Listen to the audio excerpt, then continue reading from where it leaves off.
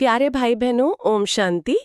जरा सोचकर देखिए कि आपके पास एक बिल्कुल सफेद नई शर्ट है। अच्छा। हाँ। और उस पे अचानक पक्के तेल या मतलब गाढ़ी स्याही की कुछ बूंदें गिर जाएं। ओहो, वो तो बहुत बुरा दाग होता है। बिल्कुल। और ऊपर से उसे पानी से पोंछने का या रगड़ने का कोई फायदा भी नहीं होता। हाँ, क्योंकि वो दाग सिर्फ सतह पर थोड़ी ना है, वो तो कपड़े की रेशों की एकदम गहराई तक जा चुका होता है। एग्जैक्टली और आध्यात्मिक दुनिया में ना हमारी चेतना की जो स्थिति है वो कुछ कुछ इसी शर्ट जैसी है। तो 28 मार्च 2026 के इस गहरे विचार सागर मंथन में हम आज शिव बाबा की मुरली के इन्हीं रहस्यों को समझने वाले हैं। जी, और आज का विषय बहुत ही गहरा है। ना? तो हमारा आज का मिशन यही है कि हम इस बात की तह तक जाएं कि हमारी आत्मा पर लगे ये जो सबसे गहरे दाग हैं वो आखिर किस चीज के हैं। बिल्कुल। और क्यों बाबा ने आज मुरली में खुद को दुनिया का एक फर्स्ट क्लास ब्लॉटिंग पेपर कहा है। तो चलिए इसे गहराई से समझते हैं। ये जो सफेद शर्ट वाला उदाहरण आपने दिया ना, मैं कहना चाहूंगा कि इसने एक बहुत ही सटीक तस्वीर पेश की है। मतलब आज बाबा ने मुरली में हमारे अस्तित्व की सबसे बड़ी पहेली का उत्तर दिया है। हाँ, वो दाग वाली बात। जी। जब हम आत्मा पर लगे दागों की बात करते हैं तो बाबा स्पष्ट करते हैं कि ये दाग किसी भारी मिट्टी के नहीं है। तो फिर किस चीज के हैं? ये दाग देह अभिमान के हैं। और सबसे बड़ी बात, ये कोई एक या दो जन्मों की बात नहीं है। अच्छा। बाबा कहते हैं कि ये आधा कल्प का देह अभिमान है जो बहुत गहरे दाग छोड़ चुका है। आधा कल्प मतलब पूरे 2500 साल। यहाँ एक बहुत ही दिलचस्प मनोवैज्ञानिक पेच है। वो कैसे? मतलब हम सभी जानते हैं कि हम एक ना एक दिन इस शरीर को छोड़ देंगे, है ना? फिर भी ये जो आधा कल्प की आदत है शरीर को ही अपना सब कुछ मान लेने की, ये इतनी जिद्दी क्यों है? हाँ, ये सवाल तो उठता है। मेरा मतलब है आत्मा बार बार किसी देहधारी के नाम रूप में क्यों फंस जाती है?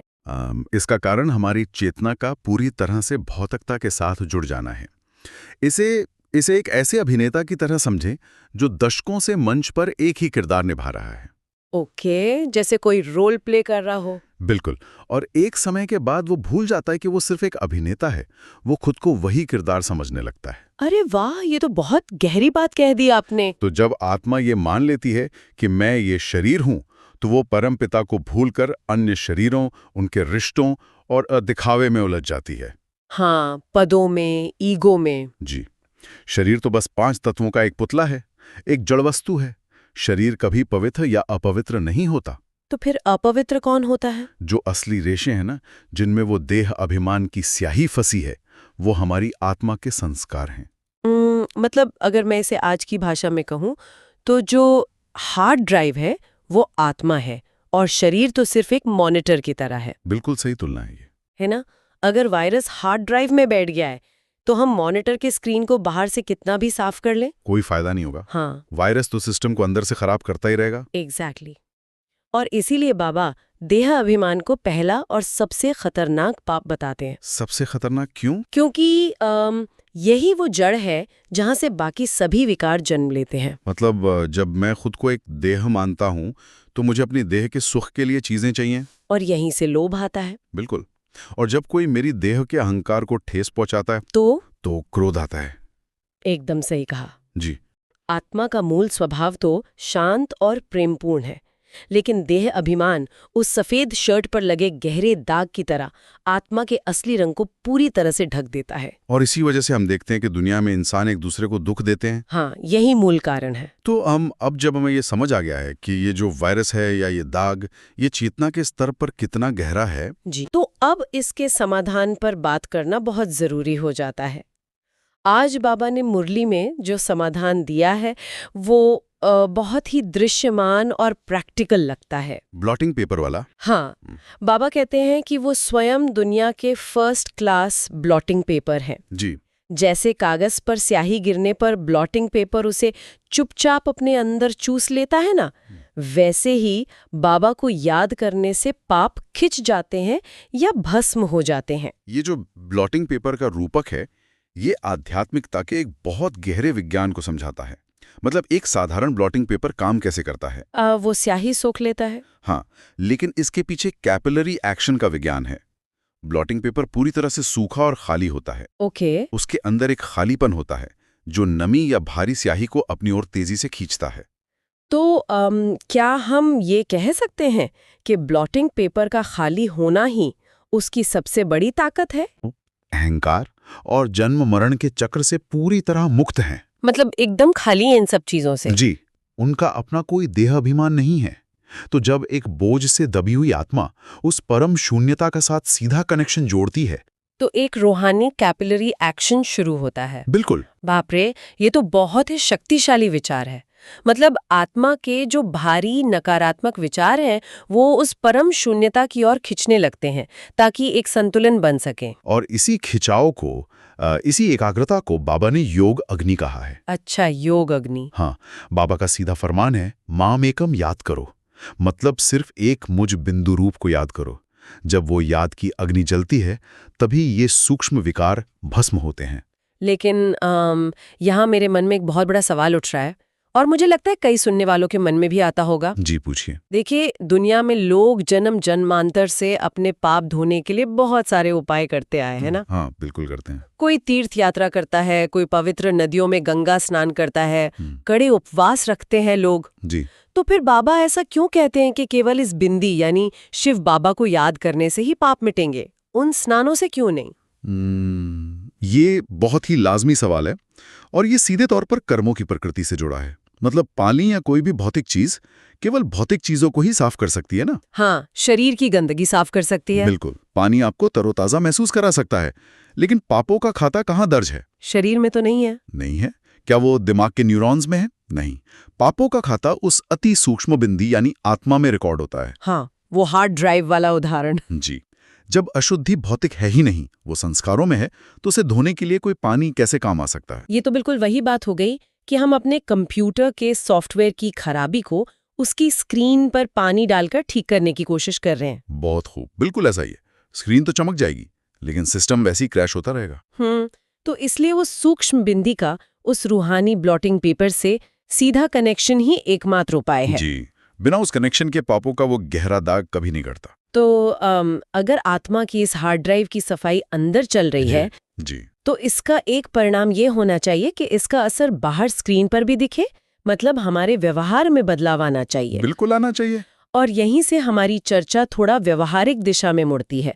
आज मुरली में बाबा ने एक बहुत ही कड़ा निर्देश दिया है धारणा के विषय में। हाँ, बाबा ने कहा है कि कभी किसी के दिल को दुखी नहीं करना है, सबको सुख पहुंचाना है, मनसा वाचा कर्मणा, किसी को दुख न दें। ये निर्देश सुनने में तो बहुत सीधा लगता है, लेकिन इसे अपनी असल जिंदगी में उतारना किसी तपस्या से कम नहीं है। सच में। और शायद इसीलिए बाबा ने कुछ सेंटर्स की रिपोर्ट का जिक्र भी किया। हाँ, कलकत्ता, दिल्ली, बॉम्बे की रिपोर्ट्स। जी, बाबा के पास रिपोर्ट आती है कि कुछ बच्चे बहुत तंग करते हैं। मुरली में एक बहुत ही मजेदार शब्द इस्तेमाल हुआ है, झरमुई झगमुई करते हैं। झरमुई झगमुई, हाँ। मतलब गपशप करते हैं, व्यर्थ बातें करते हैं। बाबा कहते हैं कि अपनी अवस्था इतनी मीठी बनाओ कि लोग कहें बाबा के बच्चे तो ब्लॉटिंग पेपर्स हैं। ये जो शब्द है ना, झरमुई झगमुई, सुनने में थोड़ा हास्यप्रद लगता है, लेकिन ये एक बहुत गहरी आध्यात्मिक बीमारी की तरफ इशारा करता है। मतलब इंसान गपशप करता ही क्यों है? शायद टाइम पास के लिए नहीं, इससे देह अभिमान को एक झूठी संतुष्टि मिलती है, अहंकार को पोषण मिलता है। ये उस घर्षण का नाम है जब दो अशुद्ध ईगो आपस में टकराते हैं। ओहो, और यहीं पर मुझे लगता है कि सबसे बड़ी चुनौती खड़ी होती है। बाबा ने हियर नो इविल का नियम बताया है, बुरा मत सुनो। हाँ, और कहा है कि ये इंसानों के लिए है, बंदरों के लिए नहीं।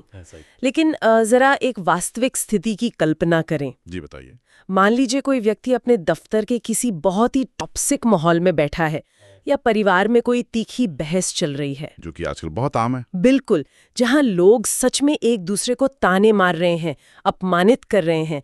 ऐसे उबलते हुए माहौल में अपनी अवस्था को मीठा बनाए रखना आसान नहीं है। बिल्कुल आसान नहीं है। किसी का दुख सोख लेना और उसे सुख देना, ये तो एक आम इंसान की बर्दाश्त के बाहर लगता है। मैं सोच रही थी कि ये प्रैक्टिकली कैसे संभव है। ये सवाल सीधे हमारी आध्यात्मिक सहन शक्ति की परीक्षा लेता है। अगर हम इस स्थिति को उसी पुराने नजरिए से देखेंगे ना, ईगो वाले नजरिए से, जी, देह अभिमान वाले नजरिए से, तो ये असंभव ही लगेगा। जब कोई हम पर गुस्सा करता है तो हमें बुरा क्यों लगता है? क्योंकि हमें लगता है कि हमारी बेइज्जती हो रही है। हाँ, क्योंकि हम उनके पद, उनके नाम को देख रहे होते हैं। हम ईगो के स्तर पर रिएक्ट करते हैं कि इस व्यक्ति ने मेरी तौहीन कैसे की। हम उस हमले को बहुत पर्सनल ले लेते हैं। एकदम सही। लेकिन अगर कोई व्यक्ति सच में देही अभिमानी बनने की मेहनत कर रहा है तो उसका नजरिया पूरी तरह से पलट जाता है। वो कैसे? जब सामने वाला क्रोध में आग बबूला हो रहा होता है ना, तो देही अभिमानी व्यक्ति उसकी ईगो को नहीं देखता। तो फिर वो क्या देखता है? वो ये देखता है कि सामने एक और आत्मा है जो अपने ही देही अभिमान के भयानक दर्द से तड़प रही है, जो विकारों की आग में जल रही है। ओ, मतलब उसे एक बीमार आत्मा की तरह देखना। जी, एक बीमार व्यक्ति जब दर्द में छटपटाता है तो आप उस पर गुस्सा नहीं करते। नहीं करते, बिल्कुल। आपको उस पर करुणा आती है। ये नजरिया तो सच में चीजों को देखने का पूरा एंगल ही बदल देता है। जी। मतलब हम सामने वाले के क्रोध को एक पर्सनल अटैक की जगह उसकी कमजोरी के रूप में देखने लगते हैं। और यही वो जादुई अवस्था है जो इंसान को दूसरों के लिए ब्लॉटिंग पेपर बनाती है। अच्छा, तो ये है दूसरों के लिए ब्लॉटिंग पेपर बनना। बिल्कुल। जब सामने वाला अपना जहर या क्रोध आप पर फेंकता है तो आप उसे ईगो के स्तर पर वापस नहीं फेंकते। एक सूखे और खाली ब्लॉटिंग पेपर की तरह आप अपनी शांत अवस्था से उस कड़वाहट को सोख लेते हैं। आप उस क्रोध की चेन को वहीं तोड़ देते हैं। वाओ! बाबा कहते हैं कि खुद को शांत रखना तो जरूरी है ही, लेकिन दूसरों को भी यही रास्ता बताना दुनिया का सबसे ऊंच धंधा है। ये सबसे ऊंच धंधा वाली बात ना मुझे बहुत गहरी लगी।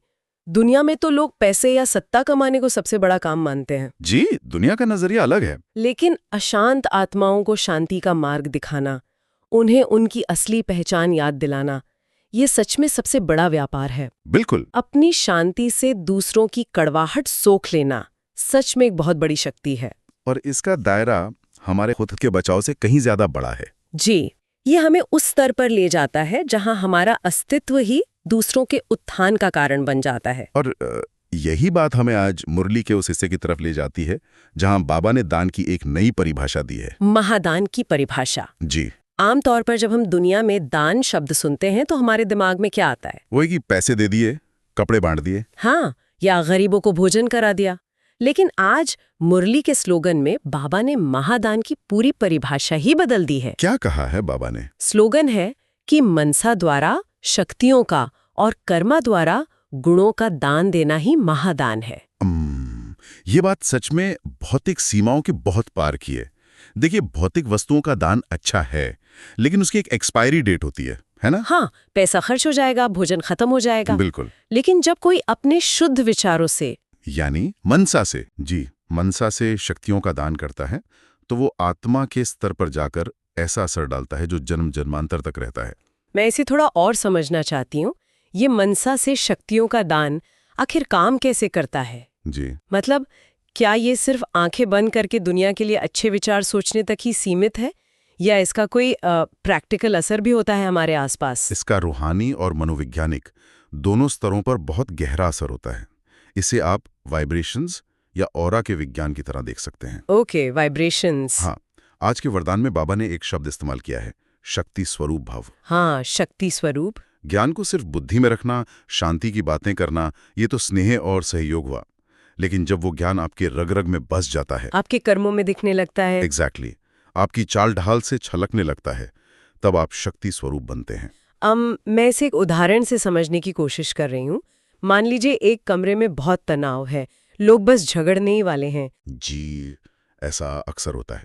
और अचानक कोई ऐसा व्यक्ति वहां आता है जिसकी मनसा पूरी तरह शांत है, जो देही अभिमानी है। तो क्या बिना कुछ बोले सिर्फ उसकी उपस्थिति से वो तनाव कम हो सकता है? बिल्कुल हो सकता है। ये तो रोजमर्रा की जिंदगी में अनुभव की जाने वाली बात है। सच में? हाँ, एक शांत मन से जो वाइब्रेशंस निकलती हैं ना, वे अशांत तरंगों को शांत करने की ताकत रखती हैं। अरे वाह! जब आपके कर्म इतने शुद्ध हों कि उन्हें देखकर दूसरों की बुराई हार मान ले, यही महादान है। बाबा ने कहा है कि सर्विस के आईने में अपने इसी शक्ति रूप का अनुभव कराना है, ताकि अंतिम प्रत्यक्षता समीप आए। बिल्कुल। ये अंतिम प्रत्यक्षता का विचार बड़ा रोमांचक है। इसका मतलब दुनिया को केवल शब्दों से नहीं, बल्कि ऐसे बच्चों के ऑरा से महसूस होगा कि कोई ईश्वरीय शक्ति काम कर रही है। जी। और इस स्थिति को बनाए रखने के लिए बाबा ने जो अव्यक्त इशारा दिया है ना, वो तो किसी में भी नई जान फूंक सकता है। निश्चय वाला इशारा। हाँ, बाबा कहते हैं कि अपने फेथ के फाउंडेशन को मजबूत कर सदा निर्भय रहो। और सबसे बड़ी बात, क्या? स्वयं भगवान को अपने बच्चों में पूरा फेथ है कि ये विघ्न विनाशक आत्माएं हैं। भगवान को हम पर फेथ है। हाँ, ये बात कितनी अद्भुत है। इंसान अक्सर अपने जीवन में खुद पर शक करता है। हाँ, हम सोचते हैं कि क्या मैं ये कर पाऊंगी। जी, हम अपनी कमजोरियों से घबराते हैं, लेकिन जब ये एहसास होता है कि इस पूरे ब्रह्मांड के रचयिता को मेरी क्षमता पर कोई संदेह नहीं है, तो डर की तो कोई गुंजाइश ही नहीं बचती। बिल्कुल नहीं बचती। डर तो अनिश्चितता से आता है ना। सही कहा। ये तो ऐसा है कि दुनिया का सबसे बड़ा गुरु आपसे कह रहा है कि मुझे तुम्हारी जीत पर पूरा भरोसा है। हाँ, और जब फाउंडेशन में ये अटल निश्चय हो कि मैं वही अविनाशी आत्मा हूँ जिसने पहले भी माया पर जीत पाई है, तो निर्भयता अपने आप आ जाती है। और यही विश्वास आत्मा को विघ्न विनाशक बनाता है। जी, इसका मतलब ये नहीं कि बाधाएं नहीं आएंगी, बल्कि वो आत्मा उन बाधाओं से घबराएगी नहीं। बिल्कुल, आज के इस विचार सागर मंथन से सच में बहुत ही गहरे रत्न निकले हैं। हमने उस जिद्दी तेल के दाग से बात शुरू की थी। अभिमान के दाग से। हाँ, और फिर हमने रूहानी कैपिलरी एक्शन के उस विज्ञान को समझा कि शिव बाबा कैसे हमारे पापों को खींच लेते हैं। और वो झरमुई झगमुई से दूर रहने वाली बात भी बहुत जरूरी थी। बिल्कुल, दूसरों के लिए ब्लॉटिंग पेपर बनना। और फिर हमने दान की नई परिभाषा को समझा, मनसा और कर्म से महादान करना। जी, ताकि हम निर्भय बनकर नवीनता का झंडा लहरा सकें। तो अब इस चर्चा को समेटते हुए हम सभी सुनने वाले भाई बहनों के लिए एक बहुत ही गहरा विचार छोड़कर जाना चाहते हैं। जी बताइए। आज मुरली में बाबा ने एक कमाल की बात कही थी। बाबा ने कहा, इतनी छोटी सी बिंदु जैसी आत्मा में अनेक जन्मों का कितना विशाल पाठ भरा हुआ है। वंडर है ना। बहुत बड़ा वंडर है। के सामने खड़े हों तो खुद से एक सवाल जरूर पूछिएगा, हम उस आईने में क्या देख रहे हैं? क्या हम सिर्फ उस हाड़ मांस के शरीर को देख रहे हैं जिस पर दुनिया के दाग लगते हैं, जो कल ढल जाएगा? या कुछ और? या क्या हम उन आंखों के पीछे छिपी उस अविनाशी चमकती हुई छोटी सी बिंदी को महसूस कर पा रहे हैं, जिसके अंदर पूरी सृष्टि के नाटक का विशाल पाठ रिकॉर्ड है? इस बारे में जरूर सोचिएगा। ये सच में हमारे अस्तित्व को देखने का नजरिया बदल देने वाला चिंतन है। इसी शक्तिशाली विचार के साथ आज के इस विचार सागर मंथन को हम यहीं विराम देते हैं। हमारे साथ जुड़ने के लिए बहुत बहुत धन्यवाद। प्यारे भाई बहनों, ओम शांति। ओम शांति।